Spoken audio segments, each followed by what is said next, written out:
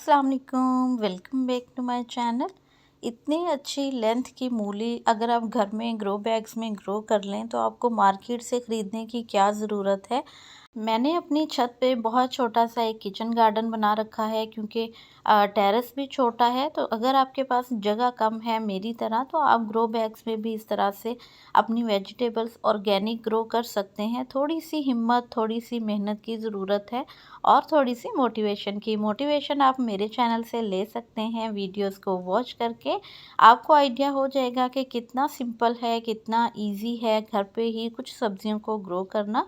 आप चाहें तो आप सारी तरह की वेजिटेबल्स बहुत इजीली लगा सकते हैं। मैंने चूँकि साथ में काफ़ी सारे फ्लावरिंग, सीजनल, परमानेंट प्लांट्स में ग्रो कर रखे हैं, टेरेस भी छोटा है, तो इसलिए मैं बहुत ढेर सारी तो सब्जियां नहीं ग्रो कर पाई हूँ। बट इंशाल्लाह जो है वो आहिस्ता आहिस्ता कोशिश करेंगे कि छत पे वज़न भी ना डले और हम बहुत अच्छी सी सब्जियां ऑर्गेनिक यहाँ से मैक्सिमम ग्रो करके हार्वेस्ट कर सकें। और वैसे भी विंटर्स की सब्जियां जो हैं वो बहुत इजी हैं लगानी। यहाँ पे देखें ग्रो बैग नहीं था, ये है क्यारी और एक सीमेंट की क्यारी बनी हुई है और इसमें मैंने कैरेट के सीड डाले थे और साथ में मैंने थोड़ी सी बीट रूट की पनीरी थी मेरे पास, तो वो मैंने लगा दी थी कॉर्नर्स में। तो इसमें भी देखें बीट रूट बनना स्टार्ट हो गई है। अच्छा, इसके बीट रूट को तो हम करेंगे ही हार्वेस्ट, लेकिन इसके जो पत्ते हैं ना वो आप कट करें, पत्तों को बारीक बारीक काटें। जब भी आपने बच्चों के लिए कुछ बनाना हो, थोड़े से इसके पत्ते जो हैं वो कट करें, प्याज कट करें और आटे में गूंद के आप इसके छोटे छोटे पराठे बना के दें बच्चों को। बहुत मज़े के बनते हैं और हेल्दी वेजिटेबल भी आपके बच्चों को मिल जाती है। तो यहाँ इस टिप के साथ ही ये देखें, यहाँ कैबिज है क्यारी में, ये 2 क्यारियाँ हैं सेम तरह की और थोड़ी बड़ी हैं गहराई में भी। तो इसी तरह बाल्टियां हैं, बाल्टियों में भी मैंने वेजिटेबल्स लगाई हैं, ग्रो बैग्स में भी। तो आप चाहें तो आप किसी भी वेस्ट कंटेनर में लगा सकते हैं। बस आपको ड्रेनेज होल का ध्यान रखना है, खाद वाली मिट्टी तैयार करनी है और उसमें प्लांट्स लगाने हैं। ये है बाथू। बाथू भी काफ़ी सारे पॉट्स में निकला हुआ है क्योंकि जब हम मेथी, धनिया, पालक इनके सीड डालते हैं तो बीच में ये भी ग्रो हो जाते हैं। अब यहाँ छोटे पॉट में साथ साथ चूँकि यहाँ धूप रहती है तो मैंने कुछ फ्लावरिंग प्लांट्स और बल्ब्स भी लगाए हुए हैं। ये ग्रो बैग में पुदीना है, अभी कल ही मैंने हार्वेस्ट किया था, वीडियो नहीं बनाई चटनी बनाने के लिए। और इतना टेस्टी, इतना इसका जो है वो अरोमा है ना, वो आपको मार्केट वाले जो मिंट है उससे बिल्कुल नहीं मिलने वाला। और यहाँ मैं साथ में करूँगी हार्वेस्टिंग। जो मूलियाँ मैंने आपके साथ स्टार्ट पे शेयर की हैं उनको हम यहाँ से निकालेंगे। और आप ये देखें कि ये जो सबसे लंबी वाली मूली थी, जो बिल्कुल ग्रो बैग के साइज़ की थी, इसकी रूट इतनी नीचे तक है कि ये नहीं निकल रही है, तो इसको एंड पे निकालेंगे हम।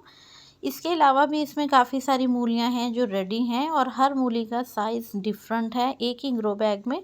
तो इस तरह से ज़मीन में भी होता है कि आपने अगर मूलियाँ लगाई हैं, कोई बड़ी है, कोई छोटी है, कोई बहुत बड़ी है, तो ये नेचुरल है। आप बहुत अच्छी टेस्टी जो है वो घर पे ही ग्रो कर सकते हैं। अभी भी आप मूली के सीड डाल सकते हैं, अगर आपने नहीं लगाए हैं तो देर नहीं करनी, क्योंकि मैं भी इस ग्रो बैग में दोबारा सीड डालने वाली हूँ और दोबारा सीड मैं ऐसे ही नहीं डालूँगी। ये जो चंद मूलियाँ इसमें रह गई हैं वो हम हार्वेस्ट करेंगे, उसके बाद जो है वो इसमें हम डालेंगे खाद। क्योंकि नई क्रॉप जो भी हमने लगानी है उसमें हम खाद डालेंगे। खाद इसमें मैं डालूँगी पत्तों की और साथ में जो हमने लिक्विड फर्टिलाइज़र बनाया था, मैंने अपने दूसरे प्लांट्स के लिए आपके साथ वीडियो शेयर किया था, वही मस्टर्ड केक का लिक्विड फर्टिलाइज़र मैं यहाँ पे भी दे रही हूँ इन प्लांट्स में। 2 दफ़ा दिया है और रिज़ल्ट इतना अमेजिंग है, बहुत ज़बरदस्त। ठंड इन पे बिल्कुल असर नहीं करती, बल्कि जितनी ज़्यादा ठंड होगी ये उतना अच्छा ग्रो करती हैं। इस ग्रो बैग में भी काफ़ी सारी लगी हुई हैं। यहाँ मैंने मेथी के सीड डाले थे तो उनके ट्रू लीव्स आना स्टार्ट हो गए हैं। अगर अभी भी आपने वेजिटेबल्स ग्रो नहीं की हैं तो अभी इस मंथ में भी आप लगाएंगे विंटर की वेजिटेबल्स तो आपको अच्छा रिज़ल्ट मिलेगा। यहाँ पे पालक है, तो पालक एक पॉट में बहुत सारी निकली हुई थी, मैंने वहाँ से निकाल के तो उसके जो प्लांट्स हैं वो यहाँ शिफ्ट कर देंगे हैं और कुछ ही दिन लगेंगे इसको सेट होने में, फिर ये इंशाल्लाह आहिस्ता आहिस्ता सेट हो जाएगी। अब यहाँ देखें, इसको भी मैंने वही मस्टर्ड केक का फर्टिलाइज़र ऐड किया था, प्याज को भी, क्योंकि इनकी ग्रोथ नहीं हो रही थी, बहुत रुक रही थी। तो अगर आपके पौधों की ग्रोथ रुक रही है, बहुत अच्छे से वो ग्रो नहीं कर रहे हैं, तो उनको ज़रूर आप वो मस्टर्ड केक वाला फर्टिलाइज़र बना के दें। इंशाल्लाह मेरा अभी भी बना पड़ा हुआ है, मैं 8-10 दिन के अंदर फिर से दूँगी, तो आपके साथ वीडियो शेयर करूँगी। ये मटर की पनीरी हैं, तो यहाँ देखिए इनमें मटर्स भी आना स्टार्ट हो गए हैं, बहुत खूबसूरत फलियाँ बन रही हैं। यहाँ मैंने आपके साथ ही मेथी के सीड लगाना शेयर किए थे। यहाँ देखें टमाटो के प्लांट माशाल्लाह इतनी अच्छी हाइट और इतने अच्छे लीव्स हैं इनके माशाल्लाह। और इस पॉट के अंदर और इसके साथ जो क्यारी है, मैंने इतना किचन का और गार्डन का वेस्ट भरा था कि इसमें मट्टी जो थी वो बिल्कुल 2 से 3 इंच थी। बाकी जो ये 12 इंच है ना, वो मैंने सारा किचन और गार्डन के वेस्ट से फुल किया था। तो उसमें आप पौधों का रिज़ल्ट भी देखें, क्योंकि नीचे खुद ही खाद बन जाती है और पौधे आपके जो है वो बहुत अच्छे ग्रो करते हैं। यहाँ चिली के प्लांट्स हैं, साथ 2 पनीरी मैंने कैप्सिकम की लगाई थी। यहाँ भी चिली का प्लांट है, इस पे चिलीज़ आ रही हैं। इसी में देखें मालाबार है, ब्लू पी के हैं, मैरीगोल्ड के हैं। क्योंकि मैं एक ही पॉट में ज़्यादा प्लांट्स ग्रो करती हूँ, तो इसलिए हमें मट्टी की तरफ भी तवज्जो देनी है कि मट्टी हमारी बहुत अच्छी होगी तो ही हमारे जो पौधे हैं वो अच्छे ग्रो करेंगे। यहाँ मेथी है जो कि मैंने हार्वेस्ट कर ली थी, पालक है। इसी तरह सभी ग्रो बैग्स में आपको टमाटर के पौधे नज़र आएंगे, कुछ पे जो है वो टमाटर बन रहे हैं। और यहाँ बीट रूट है साथ में। बीट रूट मैंने काफ़ी सारे पॉट्स में लगाया है, एक ही पॉट में लगाए थे सीड, लेकिन वो माशाल्लाह इतने अच्छे जर्मिनेट हुए कि मैंने उनको शिफ्ट किया फिर बहुत सारे पॉट्स में। यहाँ भी टमाटर का प्लांट है, माशाल्लाह बहुत अच्छा ग्रो हो रहा है। इसमें जो है वो मूली भी है, इसमें बीट रूट भी है, साथ ही टमाटर का पौधा भी है। तो आपने जो है वो टमाटर के पौधे अगर बड़े हो गए हैं तो उनमें आपने स्टिक्स ज़रूर लगा देनी है। यहाँ भी देखें कितने अच्छे से मूलियाँ बन रही हैं। मैंने बाल्टियों में भी लगाई हैं, ये बाल्टियाँ 12 इंच की हैं, इनमें भी बहुत अच्छा रिज़ल्ट मिलता है मूली का। यहाँ देखें गाजर की कुछ सैपलिंग ज़्यादा थी, तो मैं ज़ाया नहीं करती हूँ उनको और ना ही फेंकती हूँ, किसी न किसी पॉट में लगा देती हूँ। बहुत बड़ी नहीं तो छोटी सी गाजर तो मिल ही जाएगी यहाँ से हमें ऑर्गेनिक। और इसी तरह बीट रूट है, प्याज है। प्याज भी मैंने काफ़ी जगहों पे इनकी पनीरियाँ काफ़ी तैयार की थी।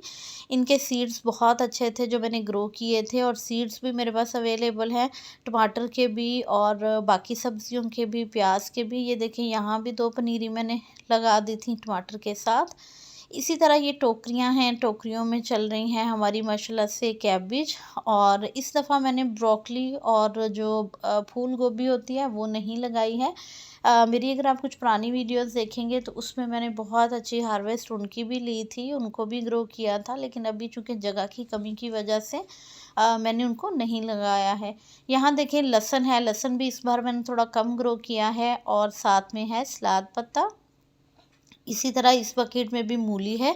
तो जो पॉट्स फ्री होंगे, कुछ सब्जियां जो मैंने नहीं लगाई थी उनके सीड्स मैं अभी फिर से लगा दूंगी, आप लगा सकते हैं। जैसे कि शलजम को आप लगा सकते हैं, इसके अलावा आप पालक लगाना चाहें तो लगा सकते हैं, मेथी को लगाना चाहें। तो मेरे पास ये सारी सब्जियां तो बहुत अच्छे से ग्रो हो रही हैं। शलजम नहीं ग्रो किया और उसके सीड्स भी पड़े हुए हैं मेरे पास, तो इंशाल्लाह शलजम के सीड डालेंगे हम।